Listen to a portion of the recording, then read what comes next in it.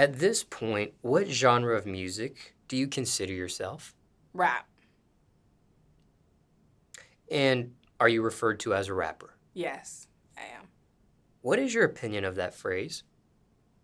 To be a rapper? Yeah. I think it describes me perfectly. People add in their lyricist sometimes, but overall, I'm a rapper. You feel like it's a good connotation, that phrase, or a bad connotation these days? Rapper. I mean, everybody wants to rap, but not a lot of people can rap. So when they say I'm a rapper, I know they mean it. Is it easy or hard to be a rapper? It's easy. It's so easy to be a rapper nowadays. A good rapper is different, but it's easy to be a rapper. Anybody can rap nowadays. You got TikTok, Instagram, Facebook, wherever you want to, YouTube, wherever you want to put your video up, you can put it up and you'll probably go viral. Now, let's not even talk about good rappers. Let's talk Okay. about great rappers. Okay. What makes a great rapper? I always say what makes a great rapper is a storyteller, someone who has a wide vocabulary or can evoke that emotion from their listener, and relatability. Now, how long have you been in rap music for? Rough estimate. I started taking it serious at 16, like 15, 16, and I'm 25 right now, so about 10 years. But I wasn't going hard with it because I was still playing basketball, so I don't want no one to be like, dang, she been rapping for 10 years, maybe she should give it up, because I was still playing basketball as well. So rap was always like second to my hoop dreams. How far did you get with the hoop dreams? I got injured my sophomore year of college basketball, so I didn't get far. And care to share some more details on that, the injury and what happened? Well, I pretty much was redshirted my freshman year.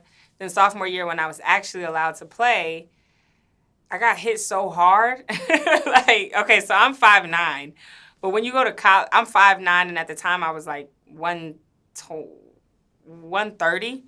But when you go to college level, a lot of people don't understand, these girls are huge. Like, they were huge, at least 6 feet, 170. So I got hit so hard going up for a layup that I had a high ankle sprain, which basically, like, rolled my whole ankle completely. I couldn't even walk, ended up on crutches, was in a wheelchair for a little bit. And then the doctor told me, okay, like, you'll never play the same again. So I tried to, and I just wasn't as good anymore. Like, I didn't feel I was as good because I wasn't as fast. And then I ended up actually getting cut from the college that I was playing basketball for. So that just, like, totally shattered my dreams, and I was depressed for, like, a year straight. So. Now, what college was this? It was Prairie View A&M University in Texas. And were you on scholarship at all at the time? Yeah. Was it a full ride or a partial? No, partial. Now, sometimes people see a headline like, okay, player gets cut from the team. Yeah. But they don't see anything else after that headline passes. What happens to that scholarship if one does get cut? What's the backstory behind that? Well, a lot of people were telling me, like, they kind of did me wrong because when I got cut, it was just like I had to do everything out of pocket at that point. But somebody was telling me the NCAA rules, like, that's not how it was supposed to go. But I was so over basketball, I ended up, like, dropping out of school. Like, it didn't really matter to me. So. You also mentioned the phrase depressed. Yeah, I was very depressed. Was that a self-assessment or were you actually professionally diagnosed? Oh, no. That was a self-assessment. Like, I know when I'm not myself. I was doing things that I don't do. I wasn't happy. I stayed in my room all day. I didn't go out with my friends. And that just wasn't me. So I knew I was depressed. Now,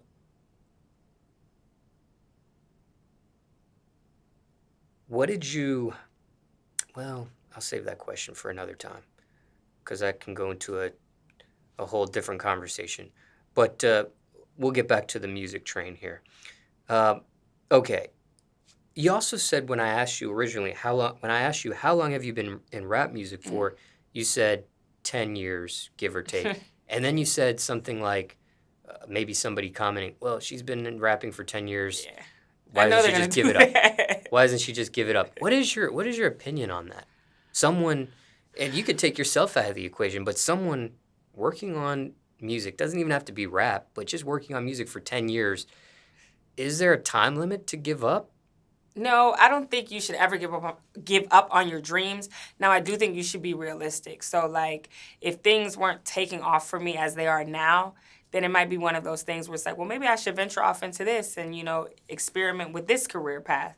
I feel like a lot of people, they're not realistic at times. So they get caught up just chasing a dream forever and forever, and then they can't pay their bills, or you know what I'm saying? So it's like, you do have to be realistic with yourself, but I know I'm a good rapper, so. Now, in your opinion, from what you've seen, what you've experienced, what's the biggest mistake female rappers make? Oh, man. The biggest mistake they make is fucking their way to the top or making the same type of music. And I've seen it with my own eyes. So, like, this is from... Observation? Yes, literally. I've seen, like, girls who can really rap want to make it. So they start shaking their ass, making ass-shaking music. Like, it's not even them anymore. They dumb themselves down, start doing things that's not even them. I've seen it. So. Now, when you say effing their way to the top, I want to be a little bit more clarified here. Effing their way to the top, is that somebody using their body, using their flirtation to get things that they want, or are they given an ultimatum by somebody to F to do something further? Well, honestly, it could be both. It could be both because the music industry is a dirty game. But when I was speaking on it, I can only speak to my observations, and it's more flirtation, using their body, things like that. I see. But I've heard about the ultimatums as well. So. But didn't personally see that. Nah, I don't. More so that. Just here. Yeah. Okay. And these were observations. You never made these mistakes yourself. Hell no. I'd probably be further along. I probably wouldn't have been rapping for 10 years. But I mean, when I switched up my image, more people I got more attention on me. Like, I had to switch up my image because, like, when I first came out, I did a show called Sign with Rick Ross, Lenny S., and The Dream. And I remember Rick Ross like, man, you could really rap. But they was telling me I had to change up my image, and they ended up picking a young lady who couldn't rap at all. But she had body, she had what was like sex sales, you know what I'm saying? So when I got eliminated from that show, I really thought about it, and I was like, you know what? I'm gonna look at the good in this, the sweet out of this, and say, okay, maybe I do have to, open up more and show my feminine side. But it took me a while because I'm 25 now. At the time, I was 21. I wasn't ready to do that. Now, what are your thoughts on rap music in 2021?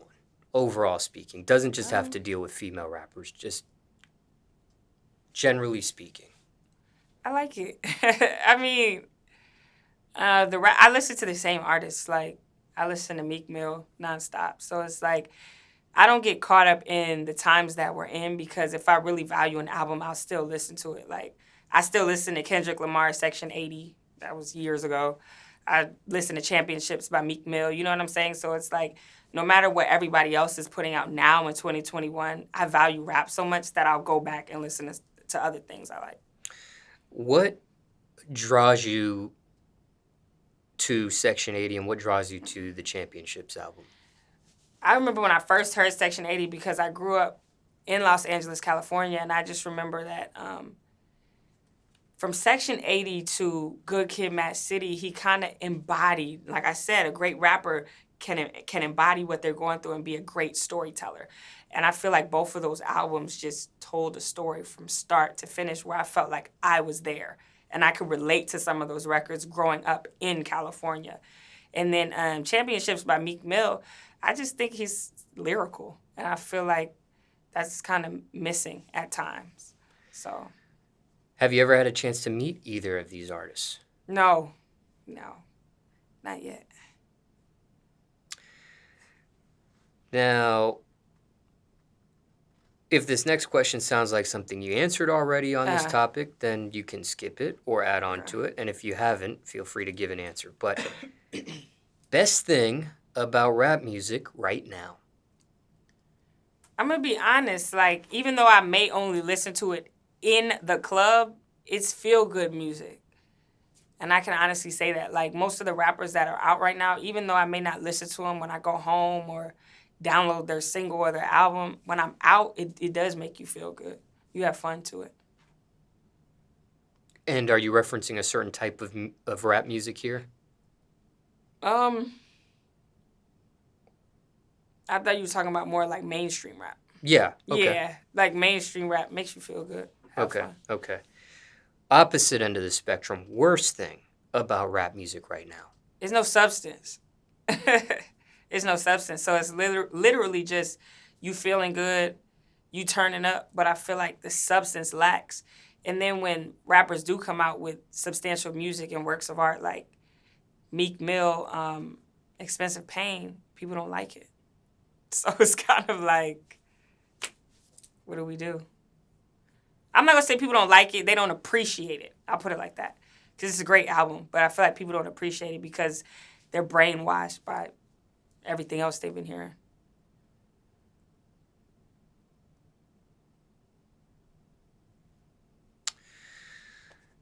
Okay. Somebody watching this interview might retort to that and say, what about J. Cole's last project? I liked it. I liked it. Now, I think J. Cole is very lyrical and is more mood rap.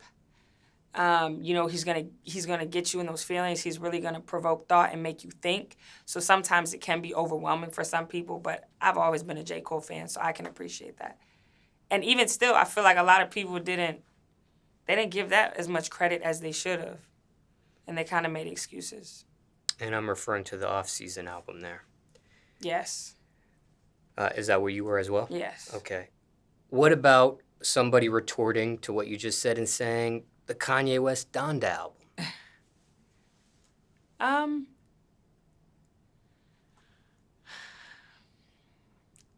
I'm going to be honest. I didn't listen to that all the way through.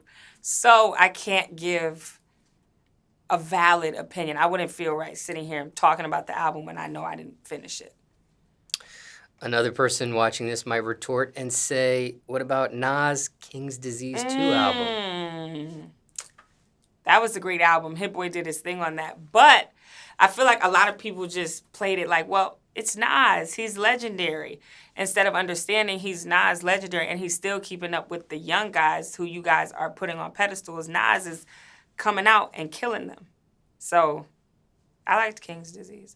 And I liked how Nas was able to incorporate some of the new cats too, like A$AP Ferg, you know what I'm saying, to make the album really more relatable to the time that we're in now. He wasn't doing like old head music where it was just like old head rap. He kind of made it newer too. And what about someone retorting and saying Drake Certified Lover Boy? I knew that was coming. I like the album. It's feel-good music, though. It's feel-good music, and we talked about this on the show that I co-host. You know, would you rather go with Expensive Pain or CLB?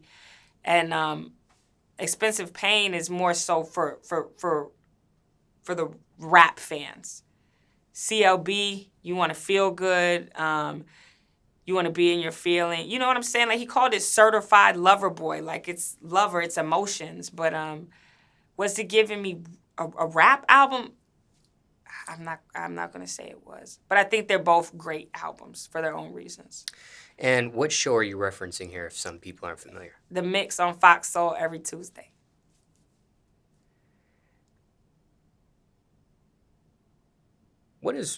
Okay, now again, if this next question sounds like something you answered already on this topic, then you can skip it or add on to it. And if you haven't, feel free to give an answer. But what is rap music missing right now?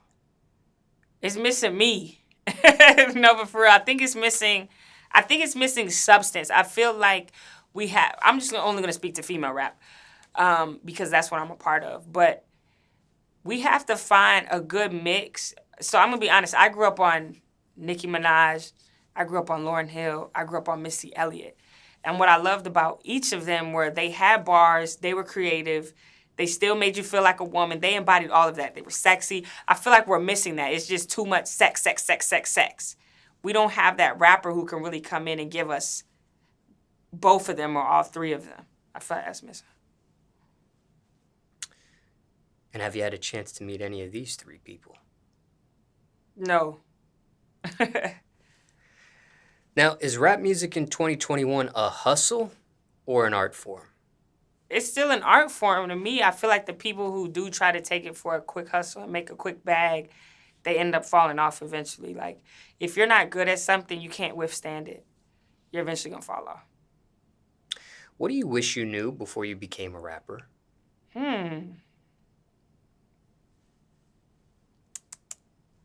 What do I wish I knew? You know, if I had to go back to my younger self when I first started rapping, I would tell her to be more open to constructive criticism. I feel like that held me back a lot as well because I thought I kind of knew it all. So, like, coming into the game, everybody was telling me, people who mattered in the industry, man, she can rap. She's dope. She's up next, but she got to do this, and then she got to do this, and she got to do this. And it was great constructive criticism, but I felt like, well, I can rap, so what else do I need to do? Not understanding that it's not just all about the music. You have to have the business side, you have to have the networking side, you got to have a good team, you got to have, like it's so much things that go into it that I know now, which is why I feel like my music is, more people are starting to hear about it and know about me as a rapper. But yeah, younger me just felt like, well, all I got to do is rap. That's not the case. Now, circumstances could be different for everybody, but generally speaking, what do you tell someone right now thinking about becoming a rapper? I would tell them, because I'm so tired of seeing this, just because you have money, that doesn't mean rap. Please don't. The bag will take you far with your career because you can pay for the promotions. You can really pretty much get in any room you need to, but don't pay your way to the top because if you're not good, it's not going to work for you. It's not going to work out for you in the long run. So if you're thinking about doing it, I would say just be serious about your craft and just really try to know about it. Like, I'm so serious about the craft, I watch battle rap. Like, I watch every type of rap just to familiarize myself with it. Do you have any kids at this point?